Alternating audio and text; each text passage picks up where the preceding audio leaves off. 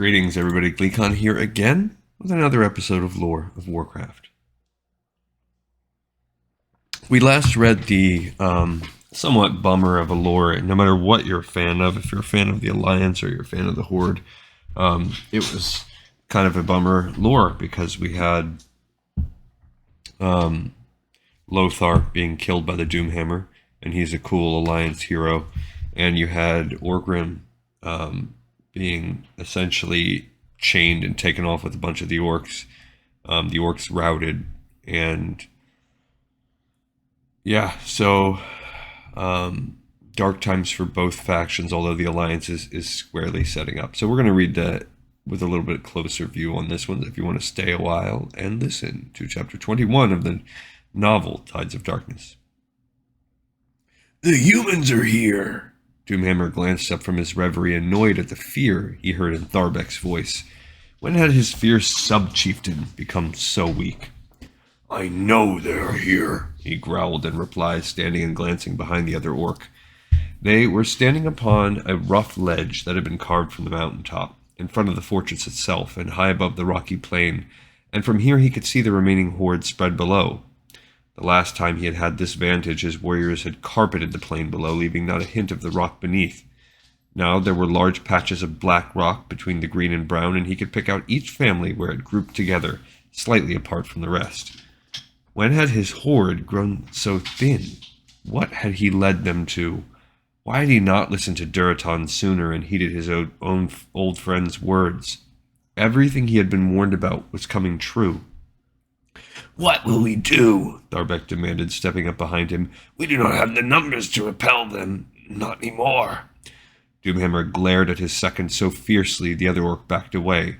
It was true that they were fewer now, and that their forces were no longer so numerous as to blanket the world, but they were still orcs, by the ancestors. What do we do? He hissed at his lieutenant, pulling his hammer from its place on his back. We fight, of course.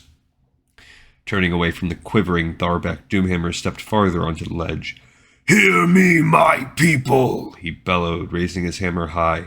Some turned to look up, but others did not, and that incensed him. He struck the cliff face a mighty blow with his weapon, and the resounding crack brought him the horde's immediate and undivided attention. Hear me, he shouted again. I know that we have suffered defeats and setbacks, and our numbers are sorely diminished. I know that Gul'dan's treachery has cost us dearly, but still we are orcs. Still we are the Horde, and our footsteps shall shake this world. A cheer rose from the warriors below, but it was ragged and weak.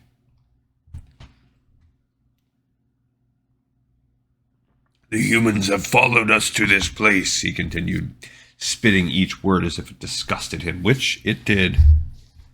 They think us beaten. They think we came here because we were fleeing their might as a dog would flee its master. But they are wrong. He raised his hammer again. We came here because this is our stronghold, our place of strength. We came here because from here we can spill forth once more, covering this land with our steps. We came here so that we might pour out upon them again and make them once more tremble at our name. This time the cheer was louder, and Doomhammer let it wash over him. The warriors were standing and waving their weapons aloft, and he could tell they were getting worked up again. Good. We will not wait for them to come upon us, he told his people. We will not sit here idly and let them dictate this battle. No, we are orcs. We are the Horde. We will bring the fight to them, and they will learn to regret ever pursuing us here. And when we have crushed them beneath us, we will march back over their corpses and once more claim their lands as our own. He held his hammer over him with both hands, swinging it about above his head, and the cheer now shook the rocks and the very stone upon which he stood. Doomhammer felt a smile crease his face and exulted in it. These were his people. They would not go down sniveling and pleading, and if they fell, it would be in battle, and with blood on their hands. Ready the warriors of our clan, he told the stunned Tharbek. My elite guard and I will lead the charge ourselves. The rest of the Horde will follow. Turning, Doomhammer glanced at the bulky figures that stood in the shadows, waiting. Each of them straightened and nodded as he caught their gaze, and Doomhammer nodded in return. These were his elite guard, and they were all ogres.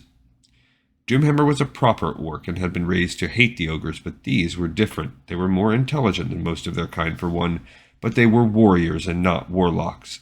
Equally as important, they were intensely loyal to him and him alone. He knew they admired his strength and courage. They seemed to see him as a small ogre himself, and had pledged themselves to his personal command. He in turn had come to respect their strength and rely upon their support. He knew they would die for him if necessary, and was surprised to realize he would give his life for them as well. And now they would all risk their lives as the Horde's victory hung in the balance.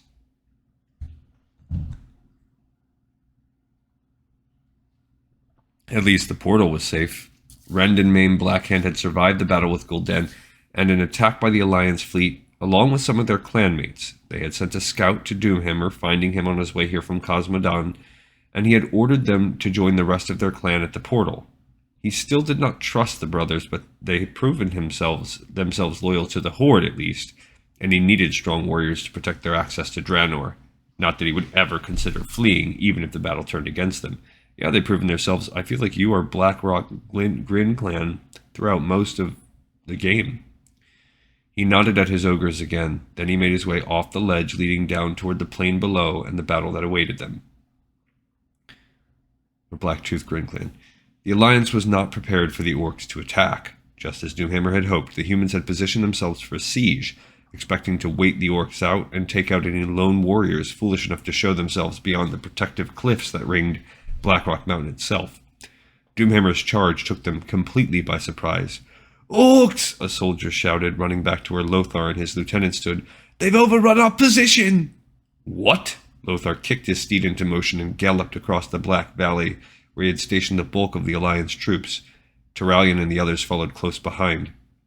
Sure enough, as he approached the front lines, he heard the unmistakable sounds of battle.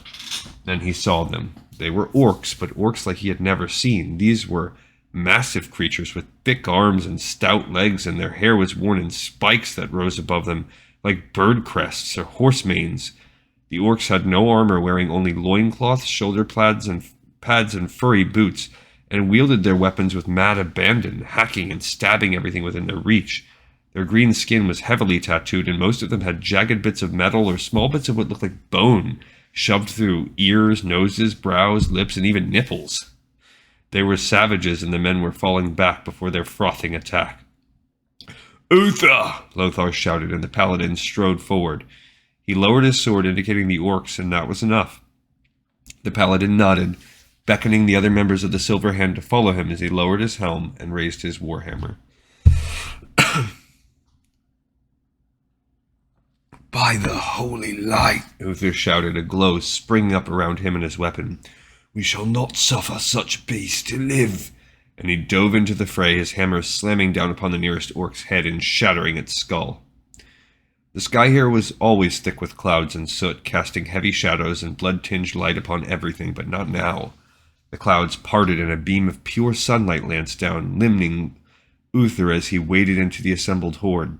The paladin became a figure of pure light, awesome and terrifying, his every blow crushing orc warriors left and right. The other paladins joined him, his light suffusing them as well. The Silver Hand had expanded in the months since the war had begun, and now numbered 12 under Uther's command, and not counting Turalyon. Those 12 waded into the combat, their hammers and axes and swords glowing with their faith, and the rest of the Alliance soldiers pulled back to give them space.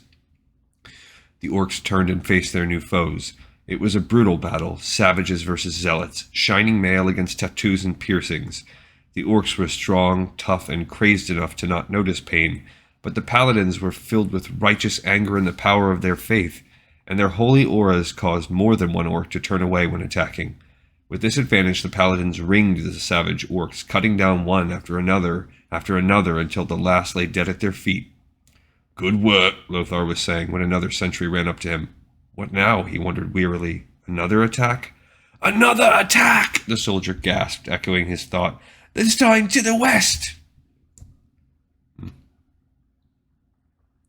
"Damn them," Lothar muttered, spurring his horse again and racing toward the new location. They were smart, he had to give them that. He had not expected an attack, and his men were not ready for it. Most of them had relaxed, counting on a long, slow siege, and some had even removed their armor, though he had ordered them to stay alert just in case. Now they were paying the price for their laxity, and if the orcs were able to weaken enough spots along their line with these sudden attacks, they could break through and escape into the rest of the mountain range. It could take months, even years, to track all of them down, and that would give the horde time enough to rebuild and try again. He could not allow that to happen. He burst upon the new battle, trampling an orc that did not move aside quickly enough, and then wheeled his horse around and reined in, studying the situation. This was a much larger attack than the last one, a full 70 of them or more. Even more daunting were the 6 ogres in their midst. They fought savagely, but not as mindlessly as the last attackers, and showed some sense of tactics. Particularly the giant orc in their midst, whose long hair hung in ornamented braids that danced as he swung a massive black hammer left and right, crushing alliance soldiers with each blow. Something about the way the giant moved, quickly but carefully, even gracefully, despite the massive black plate armor encasing him, struck Lothar. This he somehow knew was their leader. He was urging his horse into the fray when the giant glanced up and looked right at him. Those eyes were not the glowing red Lothar had grown accustomed to seeing in his foes. They were gray and full of intelligence, and they widened slightly as if in recognition. There. Doomhammer grinned as he studied the large human perched on the horse nearby. That one with the shield and the enormous sword and the clever sea-blue eyes. He was their leader. He was the one Doomhammer had been hoping to find. If he could take out this man, the army's resolve would crumble. "Move aside!" Doomhammer bellowed, smashing a human soldier in his path and kicking one of his own orcs out of the way as well. The man he saw was charging into the fray as well, laying about him with that sword, barely looking at the carnage he was creating. The human leader's eyes were locked on him. Showdown time. Combat raged all around him, but Doomhammer kept his own gaze fixed on his foe. He stalked forward, his hammer clearing space through the crush of bodies, not caring if he struck orc or human. All that mattered was reaching that man. The human was only slightly more careful, not actively striking any of his own people, but expecting them to dodge his horse and his blows all the same. Finally, there were no more warriors between them, and Doomhammer faced the man at close range. Mounted, the human had the advantage. Doomhammer solved that problem at once. His hammer arced out its massive stone head, smashing full force into the horse's head. The steed collapsed, blood pouring from its shattered skull, its legs twitching. The human did not fall. Instead, he kicked free of his stirrups and leaped to one side as his horse fell, then hurtled the body to confront Doomhammer directly. The rest of the battle faded away as the two leaders raised their weapons and collided without words, each intent upon only one thing, the other's death. I wonder if he even knew that horse's name. It was a titanic battle. Lothar was a large, powerful man, easily as big and as strong as most orc warriors, but Doomhammer was larger still, and stronger, and younger. What Lothar lacked in youth and speed, however, he made up for in skill and experience. Both wore heavy plate armor, the battered mail of Stormwind versus the black plate of the Horde, and both carried weapons lesser warriors could never have wielded, the glittering rune-edged blade of Stormwind and the black stone hammer of the Doomhammer line, and both were determined to win, no matter the cost.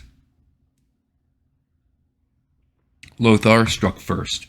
His sword swept in from the side, angling suddenly to weave below Doomhammer's block, and carved a furrow in the orc's heavy armor. The Horde warchief grunted from the impact and retaliated by bringing his hammer down fast, missing Lothar only because the champion danced back a step. But Doomhammer reversed his grip suddenly and swept the weapon back up, catching Lothar a glancing blow under the chin and sending him stumbling backward. A quick hammer blow followed, but Lothar brought his sword up in time to block it, catching the heavy weapon on its handle. For a second the two warriors struggled, Doomhammer to bring his hammer down and Lothar to knock it aside, and the weapons quivered but did not move.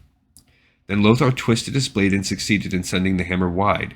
He stepped in close while Doomhammer was bringing the massive weapon back around and struck the orc in the face with the flat of his blade, stunning the warchief for an instant. But Doomhammer lashed out with his free hand, catching Lothar a ringing blow in the neck, and regained his weapon and composure while the Alliance commander staggered from that impact. Turalyon was battling orcs of his own, but a powerful hammer blow dropped one opponent, and over the falling warrior he saw Lothar and the massive orc locked in battle. "No!" Turalyon shouted, seeing his leader and hero facing the monstrous black-armored orc. He began striking with renewed force, his hammer crushing orcs with each sweeping blow as he desperately fought his way toward the two commanders. They both stepped in again, hammer and sword swinging. Lothar took Doomhammer's hit full upon his lion head shield, which crumpled from the impact and nearly drove him to his knees, but his sword caught the orc hard across the chest and dented the heavy breastplate deeply. Doomhammer stepped back, his lips pulling back in a snarl of pain and frustration, and ripped the ruined armor from his torso just as Lothar rose to his feet again and tossed his useless shield to the side. Then both bellowed and charged again. Doomhammer was faster now without the armor, but Lothar had his sword in both hands and could dance it around the orc's defenses. Both took solid blows, Doomhammer a nasty gash across his stomach, and Lothar a heavy blow to his right side, and both staggered slightly as they parted for the third time. Around them, other orcs and humans fought their own savage battles, as the two powerful leaders struck out again and again, each seeking a weak point in his opponent's defense, each delivering punishing attacks and receiving them in return. The two closed again, and Doomhammer slammed Lothar in the chest with one heavy fist, the impact rocking the champion on his heels and denting his breastplate. Before he could recover fully, Doomhammer stepped back himself and brought his massive hammer down with both hands, all his strength behind the blow. Lothar swung his sword up to block the vicious attack and took the full force of the swing upon his blade, which shattered from the impact.